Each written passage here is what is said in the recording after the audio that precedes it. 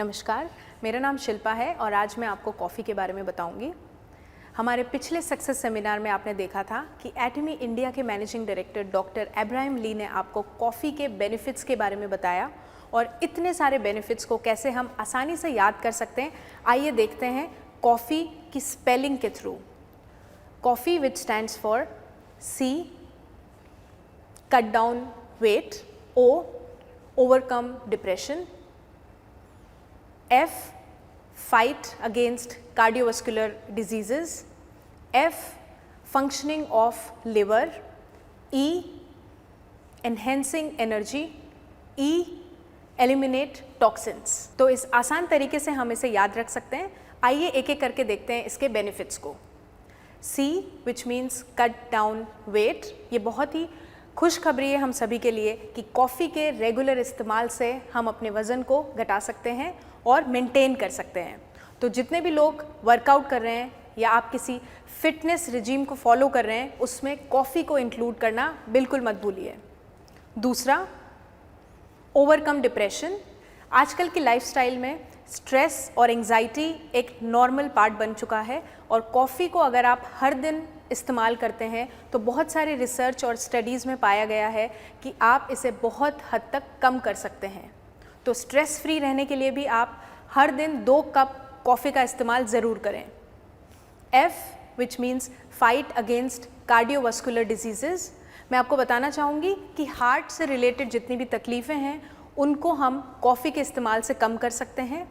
और सिर्फ इतना ही नहीं, फंक्शनिंग ऑफ लिवर जो कि हमारी बॉडी में सबसे बड़ा ऑर्गन है और मल्टीपल फंक्शंस एक साथ परफॉर्म करता है, उसको अच्छे से काम करने में कॉफ़ी का रेगुलर इस्तेमाल मदद करता है। बहुत सारी स्टडीज़ में देखा गया है कि लगभग 40% तक लिवर के डैमेज को रेगुलर कॉफ़ी के इस्तेमाल से कम किया जा सकता है। E, which means enhancing energy. तो सिर्फ फिज़िकल एनर्जी ही नहीं, मेंटल एनर्जी को भी हम कॉफ़ी के इस्तेमाल से बढ़ा सकते हैं। और इसीलिए देखा गया है कि सुबह सुबह अगर आप कॉफ़ी लेते हैं तो आप में हाई एनर्जी बनी रहती है। और सिर्फ इतना ही नहीं, दिन में किसी भी वक्त जब आपको एक कंसंट्रेशन या फोकस्ड वर्क में जाना है, उससे पहले अपनी एनर्जी को बूस्ट करने के लिए आप कॉफ़ी का इस्तेमाल कर सकते हैं। और फाइनली, एलिमिनेट टॉक्सिन्स। आप सभी जानते हैं कि हमारी बॉडी में टॉक्सिन्स, वेस्ट को टाइम टू टाइम निकालना बहुत ज़रूरी होता है और सही तरीके से स्टमक और डाइजेस्टिव सिस्टम की फंक्शनिंग में कॉफ़ी एक बहुत अच्छा रोल प्ले करती है। तो ये बेनिफिट्स सिर्फ इतने ही नहीं हैं, इसके साथ साथ कैंसर को प्रिवेंट करने में, डायबिटीज़ को प्रिवेंट करने में भी कॉफ़ी का बहुत हद तक बेनिफिट देखा गया है। तो आप सभी से मैं रिक्वेस्ट करूँगी कि जल्द से जल्द एटमी कॉफ़ी को इस्तेमाल करें और आपके बेनिफिट्स भी हम तक पहुँचाएँ। तो आइए अब हम जानते हैं कैसे हमारी एटमी कॉफ़ी यूनिक है। 3 चीज़ें इस कॉफ़ी को बहुत यूनिक बनाती है। सबसे पहले इसके बीन्स, दूसरा टेक्निक और टेक्नोलॉजी जिससे इसको बनाया गया है, और तीसरा इसे प्रिजर्व करने का तरीका। तो आइए सबसे पहले हम बात करते हैं कॉफ़ी बीन्स के बारे में। दुनिया भर में 2 प्रकार के बीन्स से कॉफ़ी बनाई जाती है, अरेबिका बीन्स और रोबस्टा बीन्स। एटमी की कॉफ़ी को अरेबिका बीन्स से बनाया गया है और अरेबिका बीन्स की क्वालिटी हायर क्वालिटी है रोबस्टा बीन्स के कंपैरिजन में। इसका कल्टीवेशन और हार्वेस्टिंग हैंड पिक्ड तरीके से की जाती है, जबकि रोबस्टा कॉफ़ी की हार्वेस्टिंग मशीन द्वारा की जाती है। कैफ़े अरेबिका से बनाई हुई कॉफ़ी माइल्ड होते हुए भी बहुत अच्छा एरोमा देती है और साथ ही साथ इसमें कम कैफ़ीन होता है।